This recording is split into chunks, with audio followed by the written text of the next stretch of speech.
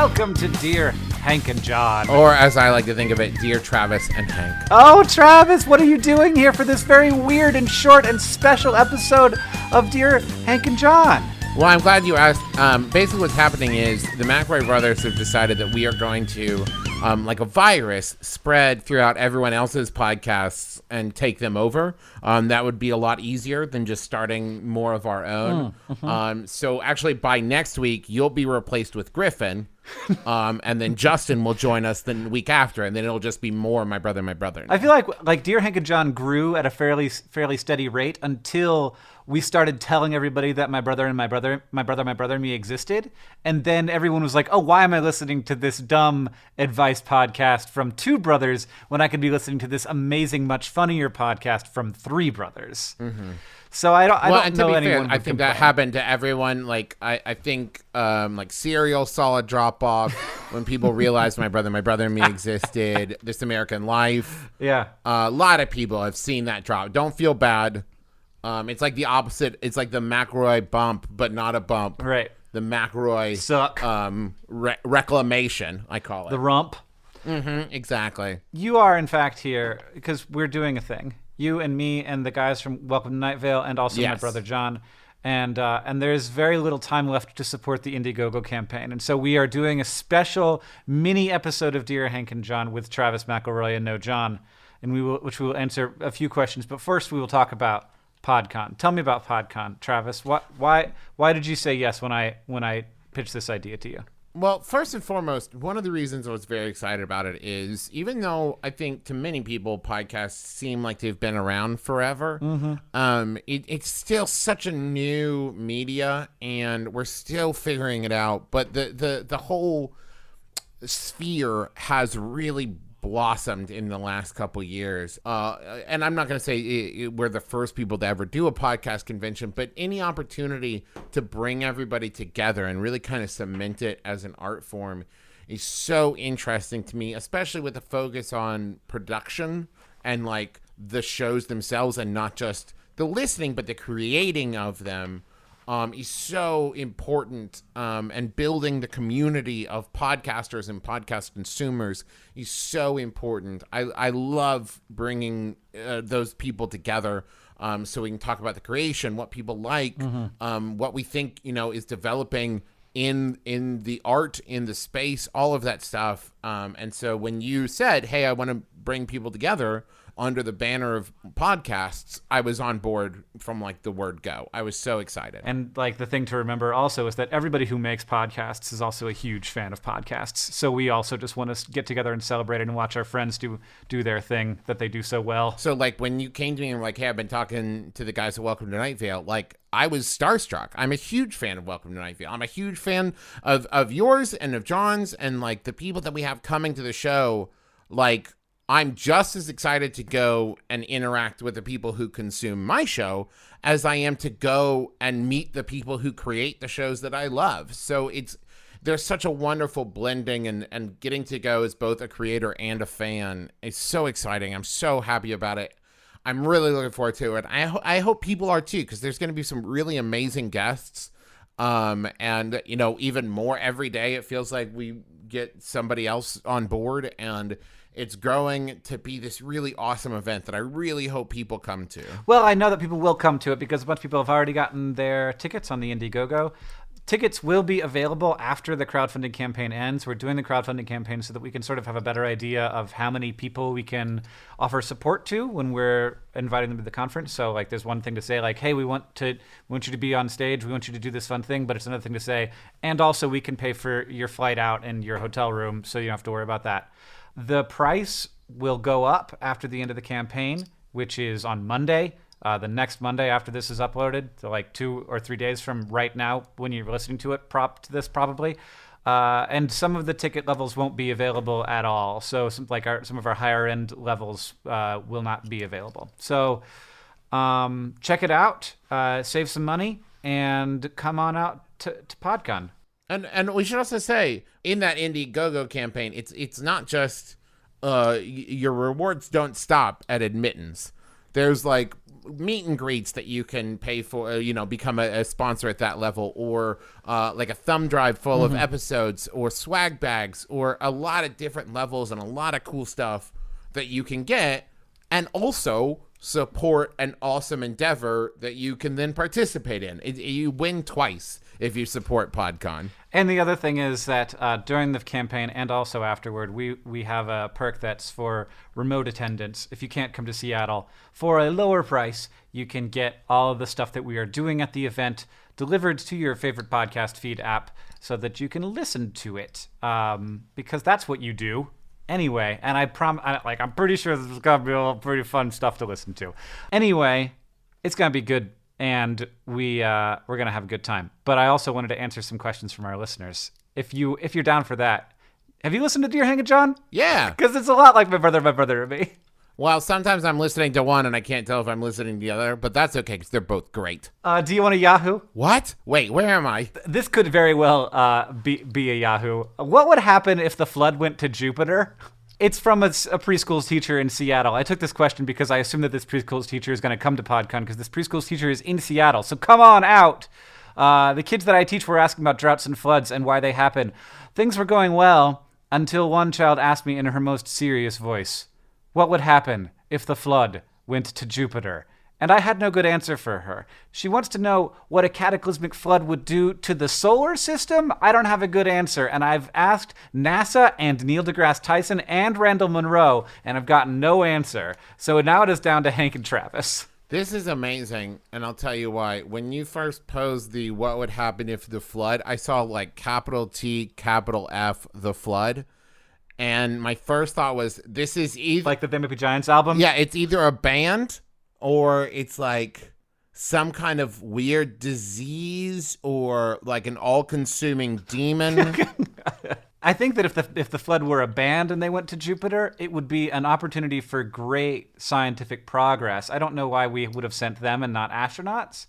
Also, probably they would die. It's just awful hard to get to Jupiter. So I think let's not send anyone. Here's the problem with this. I've taught kids. I've worked with kids on different various projects, and I've directed like plays with kids in it. And there's a certain age of child that like you can't just look them in the eye and say that's not a thing. Like it won't. That's not it. Like, but also there is no actual answer to the question that's asked. Right, so, like, it suddenly really puts you on the spot of, like, okay, I can't just tell you that that's nothing and not to worry about it, but it's nothing. Don't worry about it. Well, I mean, so my mind went to, like, what is Jupiter's version of a flood? So, like, a lot of water goes to Jupiter, and in my head, a lot of water going to Jupiter is, like, a massive... like dark interplanetary or interstellar comet storm that somehow got thrown off the Oort cloud of a passing solar system billions of years ago, and then suddenly like this giant like wave of like Kuiper belt like objects, these big ice balls suddenly slams into Jupiter. And if that happens, like, it's not going to be precise enough that it's just going to slam into Jupiter. Like, it's going to be a solar system-wide comet flood. And we're all going to die. Do you ever have questions that, like, you could probably look up, but you don't want the answer to because then it would ruin, like, your hypothetical thought experiment? I've had that thought where I thought, what if we built, like, a shuttle, a rocket, a spaceship, what have you, and we're able to put on it, like, 10,000 gallons of water. And we just like flew that to Mars and just like dropped it off. Travis, what's the goal of your water plan here? I might have a number of bad newses for you. Well, here's the thing. Like I realize that like Mars doesn't have an atmosphere the same as Earth. Yeah. But like, what impact would it have to suddenly introduce like a huge, possibly impossible, like as long as we're doing hypotheticals, like 1 million gallons of water onto a planet that doesn't have active, it doesn't have water on it. Well, Like, how would that impact the planet? Would it just float away and be nothing? So the situation with Mars is that there's already a lot of water there. It's like what? As much water as there is on Earth. It's just all frozen. And wait, what? Yes, Hank, what? Go on. It's a lot of water on Mars. It has water ice everywhere we look. It's just below the surface. There's ice caps. Yeah, everywhere we look, there's lots of water on Mars. What happens to the water on the very surface is that it sublimes away, which is what happens when a solid turns directly into a gas, and then it ends up in the atmosphere of Mars, which is very thin. The atmosphere does not have enough pressure to have liquid water on the surface. So if you had liquid water on the surface, it would immediately turn into a gas, would just boil, even at the very low temperatures on Mars. And then over like geological time, the solar wind blows away Mars's atmosphere, like the high energy particles from the sun hit Mars's atmosphere and knocks those molecules into space, and they don't come back. And so that's where a lot of Mars's water has gone. And so only the stuff that's under the surface, or the stuff that like never gets hit by a lot of sunlight, which is what causes it to sublime, I think, for the most part in the first place, sticks around. So all this. So when we look at it from far away, all we see is this dirt. But when we poke it just a little bit, you find a little bit of ice everywhere we've looked. So let me see if I get this straight. You're trying to tell me that all planets have water on them. Did not say that. What? Did not say that. But I'm pretty sure. Okay, what if I hadn't said Mars? What if I had said any other planet? Well, the thing is, like, it's not the presence of water that is like a super great thing. It's the presence of liquid water. And no body in our solar system has conditions on the surface that would allow for surface liquid water. There are, however, several places that probably have subsurface liquid water, and that, for all we know, have giant whales hanging out, eating each other under the surface, like making baskets and singing songs in their much more advanced languages than ours. So we just got to go knocking. I see. All right. Well, I think that answers the question of what would happen if the flood went to Jupiter. I think that I want to have a science podcast with you now. Well, here's the thing, Hank. What I've got is a very curious but lazy mind. So I think of these things, but then I have no urge to do any independent research. I'd rather just think through it myself. I used to have that feeling about philosophy. I didn't want to taint myself with the ideas of others. Yes. Because that's, when you're a 16-year-old, that's like the most pretentious thing that you can possibly think. And so, of course, that's what I thought was like, I don't want to read other people's ideas. I want to have my own perfect ideas all on my own. I don't want to think I want to come up with the best idea all by myself. I do that a lot with like engineering and inventions. Like I remember very clearly, I spent a day like contemplating fountains and how ancient Romans would have made fountains work without electricity, and like without, being able to have like pumps and stuff. And so like, rather than look it up, I just like spend the day thinking through how I would do it. And I was pretty close. Like I then after a day, like went and like did the research, and I was like, yeah, that's about what I came up with.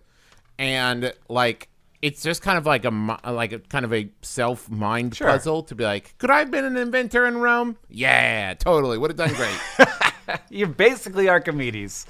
Yeah, right? It was easy to invent stuff back then because nothing existed. Travis, do you want to ask the last question here? I do. My family and I are on vacation for a week in Martha's Vineyard. Up until this point, everything has gone well. However, our situation just took a turn for the worse. I have discovered something horrifying about the other members of my family. They all eat their popsicles by biting them with their teeth. This is incredibly disturbing to me as someone who, like a normal person, does not bite their popsicles. Travis put emphasis on all of the caps. There were lots of all caps. Well, that's what it's there for. Yes. So first of all, like, have you just never eaten popsicles around your family before? Like, is this the like only at Martha's Vineyard have you ever encountered a popsicle? Or it's possible that it might have been like a Usual Suspects moment where like they saw their family bite the popsicles, and suddenly every occurrence of seeing their family eat popsicles like flashed through their brain, and they're like, oh my God. It's been this way the whole time. My God, no, not like this. Okay. I was thinking possibly it was also like other other family members, like they're hanging out with like their cousins, and so all like the brothers and sisters and parents eat popsicles like normal people, but then all the extended family are just chomping down with their titanium teeth. Ugh. How do you eat popsicles? I don't really eat popsicles, but when I do, a likely story. when I do, I'm a sucker. Lick and suck. I might at like close to the end like get my teeth involved a little bit just because like things are getting precarious, and like at the end of the pot, like there's like it's only on one side of the stick and it's starting to slide down, and you just gotta like take care of it. I'm not to be a rebel, but if we're talking about those like freezy pops, the ones in like the plastic tubes, I'll just patiently wait for them to just kind of slush up and then just drink them. You mean like Otter Pops? Yeah. Yeah. Or just don't put them in the freezer at all and just like cut it open and have a drink. I like it to be chilled. I like a refreshing, icy beverage. No, just put it in your tea. Just like microwave one. See. Okay. You don't know if you're gonna like it. To the question asker, I will say that as a person with sensitive teeth, the idea of just like biting into frozen pops, like ice cold, yes, that's horrifying to me. But I can also understand like it's a weird test of patience to eat a popsicle without biting it. Yeah, well, this is like this. My problem goes beyond sensitive teeth problems into this, which is like it's hot out. You're on summer vacation. You're not having a popsicle to like get the maximum amount of sugar in your body at the maximum speed. You are cooling your body and having a refreshing treat. Like, what kind of glutton do you have to be like, and then popsicle's all gone? Hank, I'm sorry to disagree, but you're not sitting on your porch after a hard day's work enjoying an ice-cold lemonade. You've grabbed a popsicle for speedy cooling down so you can move back out into the world. What if her family, or their family, I don't know who this person is, what if their family is like comprised mostly of 9-year-olds? What, they're just really busy? They Well, no, but they just don't have the patience to be like, and now to popsicle for an hour and a half. An hour and a half? What kind of popsicles are you eating? Yeah, they're really gonna savor it in your dream. Well, this is an interesting thing about like having a popsicle in Montana in the winter, which is, I don't know why you would do that, but if you're outside having a popsicle, it'd be much harder to eat the popsicle because it would like your mouth would be the only thing warming it up. Whereas on a hot day, like the popsicle, like you get a higher amount of popsicle delivered per lick because it's melting under the power of our giant space laser. It's the whole dynamic of like the hot day melting the popsicle and like licking the stuff coming off the melted popsicle. And I feel like you're ruining that by taking this like a balanced dynamic and then being like introducing like manual slicing and crushing to it, which is not supposed to be. Like, I think if you talk to Mr. Pop and Mrs. Sickle, they would tell you that that's not what they invented the popsicle for. Not to spin off into a weird tangent, but I'm going to do just that. It's one of my, I really like the concept of like conditional enjoyment of food based on like the weather. Because that's a thing, right? Like, I love hot chocolate. Yeah. But, like, if it's 95 degrees in August, I'm not going to drink hot chocolate. That's gross. That sounds terrible. And, like, I love tea. I love, like, a nice hot tea. Once again, it's not what I'm reaching for at, like, 5 o'clock in the afternoon on a July afternoon. And vice versa. If it's, like, February and it's 20 degrees out, I'm not like, you know what I could go for? A popsicle. Yeah, well, there's also like, I have two additions to this. One, I have a baby, and I will often wear him on my front so that so that it's easy to walk around, and he's just like in my front pack, and it's super cute. Wintertime, my baby had just been born. I'm at the coffee shop and I'm ordering an iced coffee at like -20. And they're like, what are you thinking? And I'm like, they say you can't have a hot coffee around your baby. Like, I'm going to spill it right on his poor newborn head that has never had anything bad happen to it. And so I have to drink iced coffee. And it was weird to order an iced coffee when it was like negative below zero out. So that's one thing. Second, we live in this world where like all produce is available all the time now, and I think that's great, but it's also kind of sad that like there isn't anything that just happens sometimes and you're like waiting excitedly for cherry season to arrive, because in Montana we have cherry season because we have cherry trees here, and suddenly for like a very short period of time they're extremely expensive and plentiful delicious cherries. Inexpensive. Did I say expensive? They are inexpensive because they're trying to get rid of them during this window before all the cherries go bad. And I love it so much when cherry season arrives and you can go and like to the fruit stand and be like, yes, here's $5 for 13 pounds of cherries. I will also say, as long as we're talking about foods and different temperatures in families, it's also one of my favorite things about like when I got married, or I guess I should say when my then girlfriend, now wife, and I started living together, is you encounter all these different foods that like you and their family and your family just do differently. And like one of them is my wife, whenever she buys like Cool Whip, it lives in the freezer for her. Oh, weird. Yeah. And like, listen, I'm not against it. It's not like it ruins it or anything. But like the first couple times I found it, I kind of just like shook my head like, well, she accidentally put it in the freezer and like moved it to the fridge. And then she was apparently doing the reverse of that. And there's like things like that throughout where it's like, no, this goes in the fridge. Like I keep apples in the refrigerator and she doesn't. The apples live in the fridge. And she's like, why? And I'm like, because that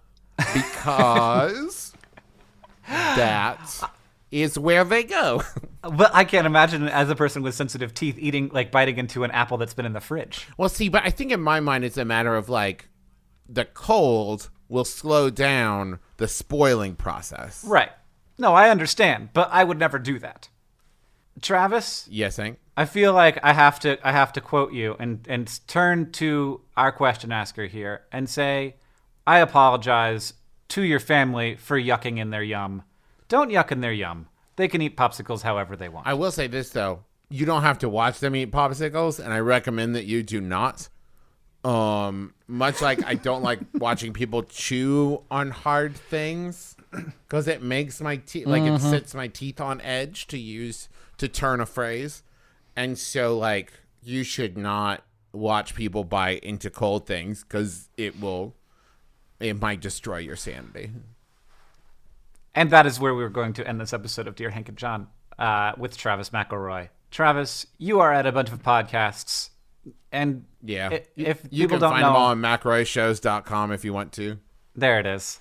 And I appreciate you hanging out with me for this extra special and short edition of Dear Hank and John. Well, thank you so much for having me.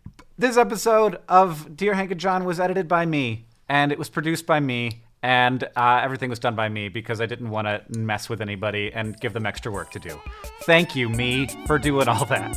Travis, you're great. Hey, you're great. And as they say in our hometown, don't forget to be awesome. Again, the PodCon IndieGoGo will only be up for just a couple more days. After that, there will be tickets for sale at podcon.com, but they will be more expensive, and some of the stuff we have on the IndieGoGo will only be available during the campaign. PodCon is an event for people who make podcasts and for people who love them, and we will be joined by a bunch of amazing podcasters, including the McElroy brothers of My Brother and Me, the creators of Welcome to Night Vale, Roman Mars of 99% Invisible, Aaron Mankey of Lore, Francesca Ramsey and Patrick Condis of Last Name Basis, Phoebe Judge and Lauren Sporer of Criminal, Gabby Dunn of Bad with Money, Cecil Baldwin, Dylan Marin, Justin Nicole. We're adding new people all the time as we continue to plan the event. I'm super excited for it, really looking forward to it, and I hope that I will see you there.